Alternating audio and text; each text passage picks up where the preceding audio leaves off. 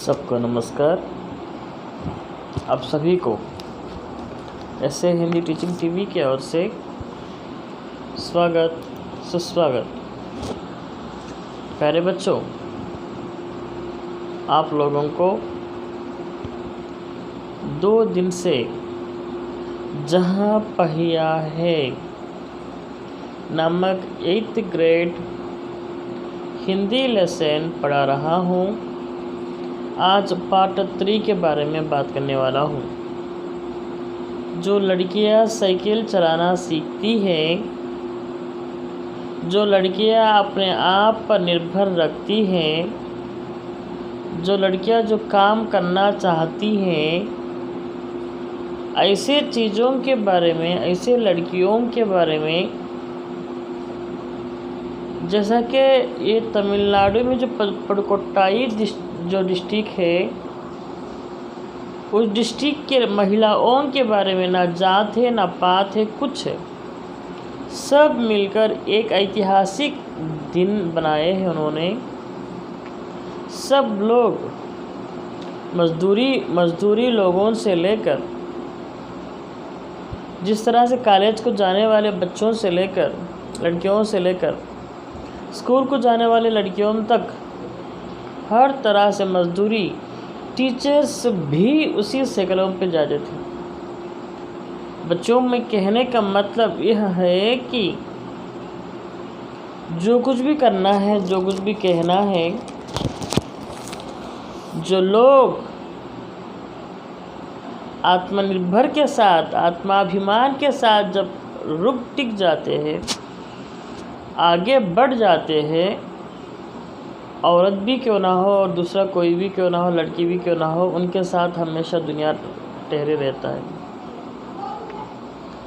इस पाठ में जो मुस्लिम लड़की के चाहिए, हिंदू लड़की चाहिए, जो क्रिश्चियनिटी की लड़की चाहिए, कोई भी रहो, लेकिन उस डिस्ट्रिक्ट पुडुकोट्टाई के डिस्ट्रिक्ट के अंतर्गत साइकिल सीखना एक बहुत बड़ी बात है। वह हर महिला साइकिल पर ही चलती है। उनके बच्चे भी क्यों ना हो, उनको बच्चों को 4-5 किलोमीटर की दूरी भी क्यों ना हो, उन लोगों ने साइकिल पर ही सवार करते हैं। और मैं ये भी कहना चाहता हूँ, थोड़े लड़कियाँ कवि जी को इंटरव्यू देते हुए यह भी कह चुके हैं, जब हम लोगों ने इस तरह के साइकिल सीखने की जो अच्छी आदत हमने सीख लिया है, खुद हम एकरों सीख के चुप नहीं रहते हैं, हमारे साथ हमारे दोस्तों को भी सिखाते हैं और उनको सिखाते उनके वजह से और 10 लोगों को सिखाते हैं। कहने का मतलब ये है कि पूरा डिस्ट्रिक्ट में औरत लोगों को यह जो चीज़ होती है, यह जो साइकिल सवारी की बात होती है, ये चलाते हैं। कितना भी बातें क्यों ना कहो, मर्द लोगों से कितनी भी बातें कही ना जाए, फिर भी यह कहने का मतलब ये है कि मेरे प्यारे बच्चों, कि सब लोग उसको एक, जैसा कि साइकिल की सवारी करना बहुत बेहद ज़रूरी समझते हैं, उसी तरह से चलते हैं। उसी वजह से आज सब लोगों को इंडिया में ही उस पुडुकोट्टाई डिस्ट्रिक्ट को एक बहुत बढ़िया नाम मिल गया है। तो चलते हैं आगे क्या होता है। 1952 में अंतर्राष्ट्रीय महिला दिवस के बाद अब यह ज़िला कभी भी पहले जैसा नहीं हो सकता। हैंडल पर झाड़ियाँ लगाए, घंटियाँ बजाते हुए साइकिल पर सवार 1500 महिलाओं ने पुडुकोट्टाई के तूफान ला दिया। महिलाओं की साइकिल चलाने की इस तैयारी ने यह रहने वालों को हक्का बक्का कर दिया। 1992 की जो महिला दिवस है, अंतर्राष्ट्रीय महिला दिवस जो है, उस महिला दिवस के बाद कभी भी ऐसा महिला दिवस नहीं आएगा। कहने का मतलब ये है कि वहाँ के जितने भी लोग हैं, 1500 लड़कियाँ हो या औरतें हैं, एक साथ साइकिल खरीदते हैं, एक साथ साइकिल लेके सब लोग मिलजुल करके वो साइकिल चलाते हैं। एक ऐतिहासिक संस्कृति बनाते हैं वो। और यहाँ पर भी ये भी कहना चाहते हैं कवि जी ने कि उन लोगों ने जो रास्ता दिखाया था, आज उसी प्लेस में, उसी डिस्ट्रिक्ट में एक ऐतिहासिक दिन है। आज हर एक महिला आज उसी तरह से वो चलाती है साइकिल को। इस सारे मामले पर पुरुषों की क्या राय थी? इसके पक्ष में साइकिल्स के मालिक को तो रहना ही था।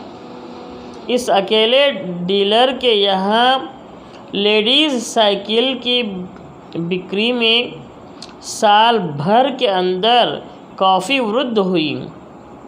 माना जा सकता है कि इस आंकड़े को 2 कारणों से कम करके आंका गया। पहली बात तो यह है कि ढेर सारी महिलाओं ने जो लेडीज़ साइकिल का इंतज़ार नहीं कर सकती थी, जेंट्स साइकिल खरीदने लगी। दूसरे, इस डीलर ने बड़ी सतर्कता के साथ यह जानकारी मुझे दी थी। उसे लगा कि मैं बिक्री कर विभाग का कोई आदमी हूँ। जैसा कि लोग वहाँ पर बहुत सारे लोग साइकिल का बिजनेस बहुत अच्छा चल रहा था वहाँ पर। वो लोग यह समझते हैं कि बहुत सारे लोग लेडीज़ की साइकिल खरीदते थे, लेकिन थोड़े लोग ऐसे भी हैं वो लेडीज़ साइकिल आने तक नहीं रुक सके। जेंट्स की साइकिल को भी उन्होंने बहुत सारे 2000 से ज़्यादा लोगों ने ख़रीदा है। या मैं ये कहना चाहता हूँ मेरे प्यारे बच्चों, जो काम में हमें हासिल है, जो काम में हमें वो काम हमें अच्छा जानते हैं हम लोगों ने, तो उस काम जो होती है उस काम में हम बहुत ज़रूरी, बहुत अच्छे से पकड़ करते हैं। जैसा कि उस काम में जितना भी हम पकड़ करते हैं, उस काम पे हमें भरोसा आ जाता है, अपने आप में आत्मविश्वास आ जाता है। Yes, I am do it. ये काम कितना भी बड़ा क्यों ना हो, मैं ज़रूर करूँगा, मान लेते हैं। तो इस तरह से आगे बढ़ते रहते। वो छोटा साइकिल क्यों ना हो, बड़ा साइकिल क्यों ना हो, किसी तरह भी सीख लेना है। सीख के आगे बढ़ने का ये औरतों का मेन मुद्दा है। कुदमी अन्नामलाई की चिलचिलाती धूप में एक अद्भुत दृश्य की तरह पत्थर के खुदानों में दौड़ती भागती 22 वर्षीय मनोरमनी को लोगों ने साइकिल सिखलाते देखा। उसने मुझे बताया, हमारा इलाका मुख्य शहर से कटा हुआ है। यहाँ जो साइकिल चलाना जानते हैं उनकी गतिशीलता बढ़ जाती है। जैसा कि खेती बाड़ी काम करने वाली औरत, पत्थर फोड़ने वाली औरत, जैसा कि लड़की 22 साल की मनोरमा, वो कहती हैं कि साइकिल सीखते हुए मैंने देखा, कवि देखे हैं। कवि से वो बता रही थी कि मेरा सिटी से थोड़ा अलग है मेरा गांव। ये सिटी में सीख लेती है तो उनकी रफ्तार तेज़ी होती है साइकिल खुंदलने की, तो साइकिल चलाने की। इस तरह से हमने यहाँ आके सीख लेते, कहने का मतलब यहाँ कवि ने बता रहे हैं। साइकिल पहले के बहुत निश्चित आर्थिक निहितार्थ थे। इससे आय में वृद्धि हुई है। यहाँ की कुछ महिलाएं अलग बगल के गांवों में कृषि संबंधी अथवा अन्य उत्पाद बेच आती हैं। साइकिल की वजह से बसों के इंतज़ार में व्यय होने वाला उनका समय बच जाता है। खराब परिवहन व्यवस्था वाले स्थानों के लिए तो यह बहुत महत्वपूर्ण है। दूसरे इससे इन्हें इतना समय मिल जाता है कि ये अपने सामान बेचने पर ज़्यादा ध्यान केंद्रित कर पाती है। तीसरे इसमें ये और अधिक इलाकों में जा पाती है। अंतिम बात यह है कि अगर आप चाहें तो इससे आराम करने की काफ़ी समय मिल सकती है। जैसा कि यहाँ पर जो लोग ये करते हैं, जो लोग साइकिल चलाते हैं, जो व्यापारी लोग ज़्यादा लड़की लोग होते हैं, वो लोग ज़्यादा अपना बिज़नेस के ऊपर ज़्यादा ध्यान दे सकते हैं। बस को जाएंगे तो ये बस इतने बजे आएगी, वो बस इतने बजे आएगी, वो गड़बड़ाहट नहीं रहेगी। जब ये जितना टाइम पे जाना चाहती है उतना टाइम पे जा सकती है।